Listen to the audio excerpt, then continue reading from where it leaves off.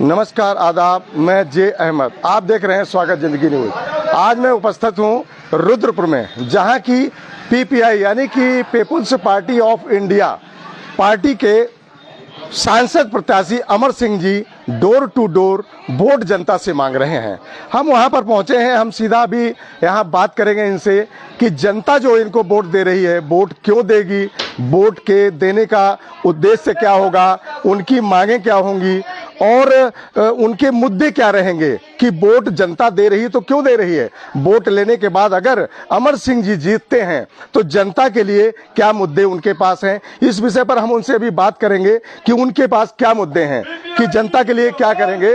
अभी वो अपने नारे लगा रहे हैं, वो अपने नारे लगा रहे हैं, नारों में अपने संबोधित कर रहे हैं कि जनता से वो अपने वोट मांगने आए हैं। हम इसी विषय में बात करेंगे कि वो क्या करना चाहेंगे। हम अपने साथी से, सहयोगी से कहेंगे जरा दिखाएं इनको। आप देख सकते हैं सभी लोग नारे लगा रहे हैं और अपनी पार्टी के नारे लगा रहे हैं। पीपीआई यानी कि पीपुल्स पार्टी ऑफ इंडिया के प्रत्याशी अमर सिंह जी यहाँ पर पहुंचे हैं और जनता से वोट मांगने की कोशिश कर रहे हैं। मैं उनसे बात करूंगा, मैं उनसे बात करूंगा सीधी कि वो जनता से वोट मांग रहे हैं।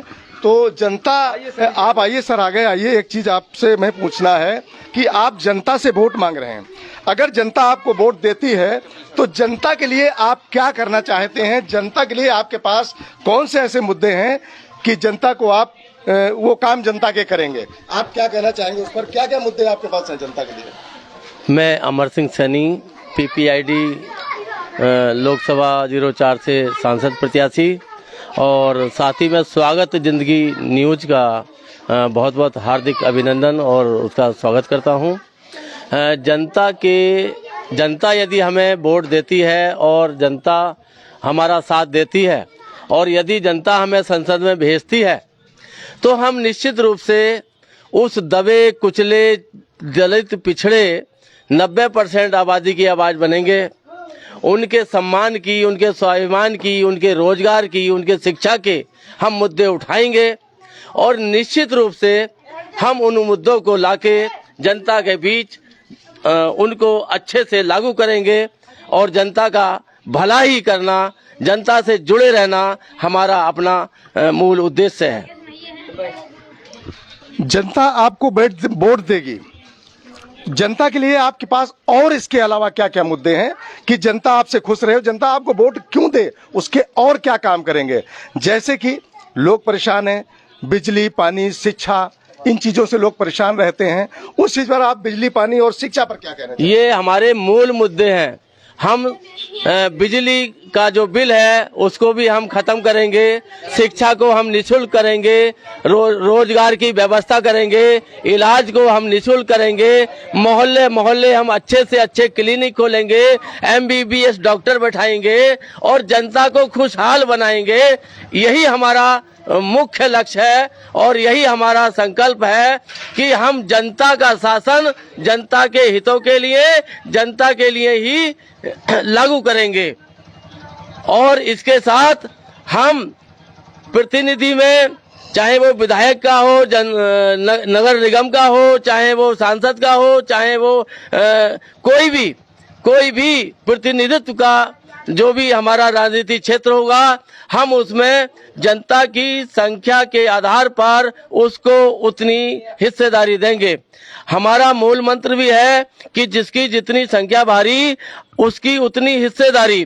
तो इसके साथ यदि हमारी सरकार बनती है, केंद्र में सरकार हमारी आती है, तो हम जनसंख्या के आधार पर सभी सरकारी विभागों में हम उनको नौकरियां उसी आधार पर देंगे। SC, ST, OBC को जिसकी जितनी संख्या है उसके आधार पर उनको नौकरियां देंगे और सभी विभागों का हम पुनः राष्ट्रीयकरण करेंगे। आज देश के सभी विभाग, सभी सार्वजनिक विभाग बेचे जा रहे हैं। तेल बेच दिया, रेल बेच दिया, बीमा बेच दिया, हवाई जहाज बेच दिया, सारे स्कूल बेच दिया, यूनिवर्सिटी बेच दिया। तो हम उनका राष्ट्रीयकरण करेंगे।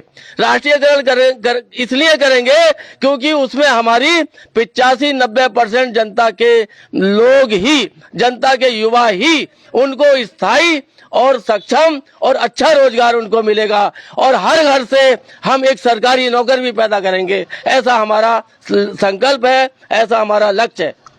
अभी बोल रहे हैं पीपुल्स पार्टी ऑफ इंडिया के अध्यक्ष अमर सिंह सैनी जी, जो कि उन्होंने अपनी बात कही कि हम जनता के लिए क्या क्या करेंगे।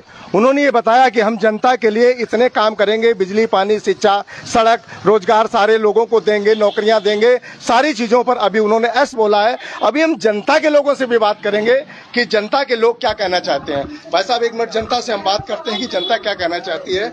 आप अगर यहाँ पीपुल्स पार्टी के अध्यक्ष यहाँ पर इस समय पहुंचे हैं पीपुल्स पार्टी के अध्यक्ष, और वो यहाँ वोट मांगने आए हैं आपसे।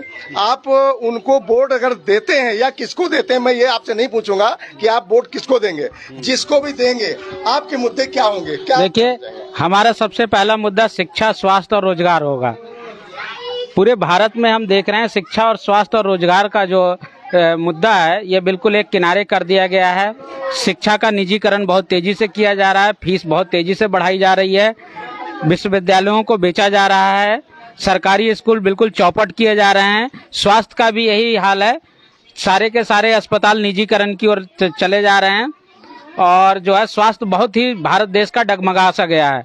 तो जो भी प्रत्याशी शिक्षा, स्वास्थ्य और रोजगार की बात करेगा, हम उसको ही वोट देंगे, चाहे वो किसी भी दल का हो, किसी भी पार्टी का हो। अभी जनता में से एक व्यक्ति की बात अभी मैंने सुनी, अभी यहाँ पर काफी लोग हैं, हम उनसे भी बात करेंगे कि वो कहना चाहें। जनता में से एक व्यक्ति हमारे सामने और भी खड़े हैं।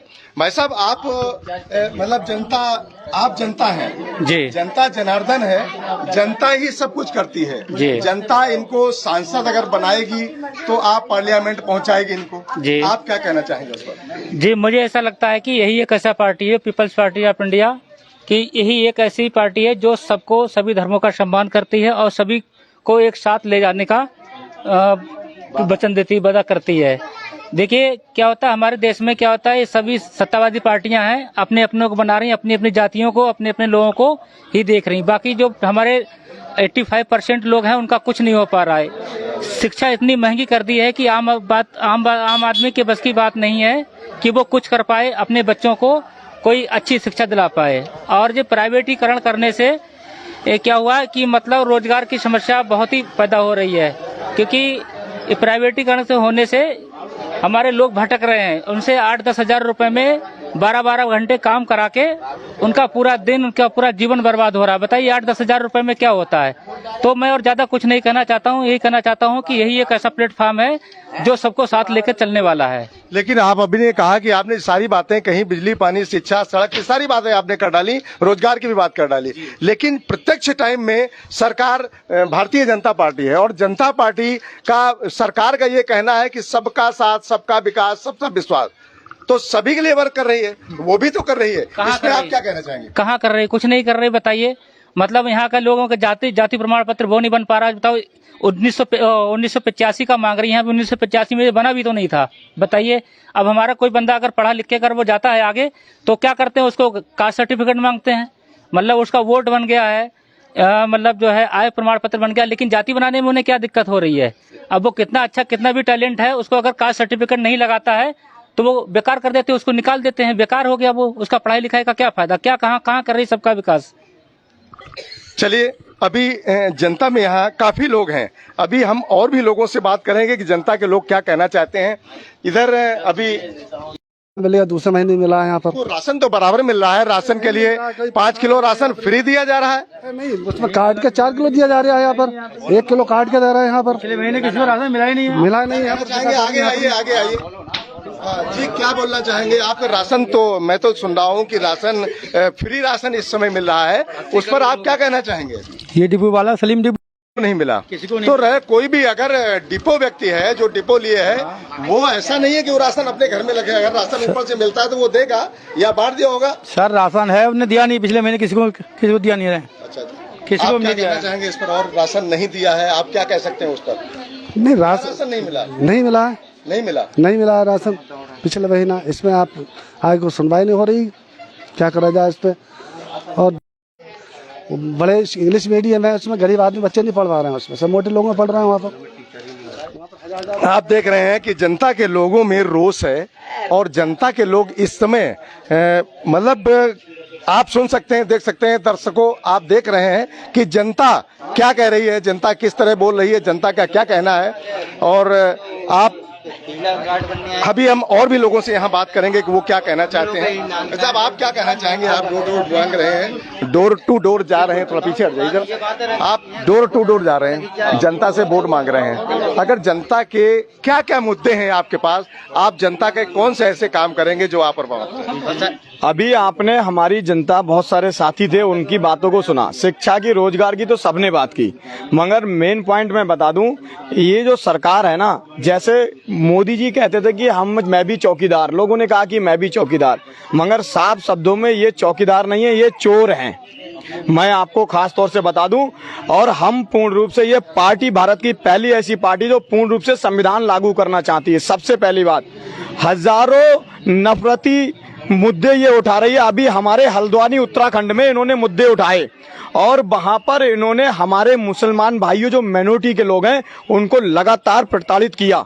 अरे आप धर्म की बात करते हैं, आपके प्रत्याशी हमारे बीच में अमर सिंह सैनी जी खड़े हुए हैं, तो ये लोग हमारे साथ भेदभाव कर रहे हैं और ये जिसकी जितनी संख्या वारी उसकी उतनी हिस्सेदारी के अनुसार उनको न्यायपालिका, कार्यपालिका, विधायिका में अधिकार नहीं देते। हमारे बच्चे IAS PCS नहीं बनते। ये सरकारें चालाकी से क्या करती हैं, क्षेत्र को OBC घोषित कर देती हैं। इसे उत्तराखंड में 50% OBC है और इन्होंने क्षेत्र घोषित कर दिया OBC, और जनरल कास्ट के लोग वो सर्टिफिकेट बना लेते हैं OBC का, और हमारे इन हजारों बच्चे जो OBC के हैं उनका अधिकार छीन रहे हैं, ST समाज का अधिकार छीन रहे हैं, नफरती विचारधारा को फैला रहे हैं। ये पूर्ण रूप से देशद्रोही सरकारें हैं, इसलिए PPID को लाना चाहिए। जनता की पुकार है, शिक्षा के लिए, रोजगार के लिए, सम्मान के लिए, अधिकार के लिए।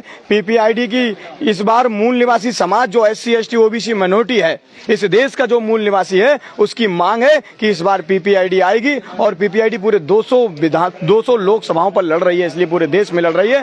पूरे देश में आक्रोश है इन 10% लोगों के खिलाफ, इसलिए इस 10% लोगों को जो 90% अधिकार लेकर बैठे हैं, इस बार जनता चाहती है कि जो उनका अधिकार है वो उनको मिले।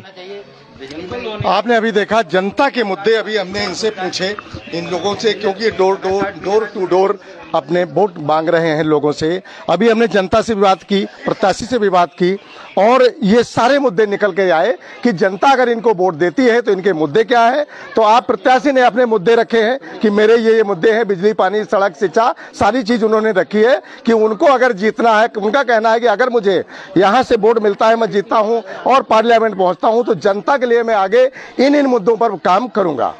आप देखिए, ज्यादा से ज्यादा इस वीडियो को शेयर करें ताकि लोग इनको देख सके कि जनता के मुद्दे क्या हैं और PPI पार्टी ये जनता के कौन कौन से मुद्दे पर काम करना चाहती है।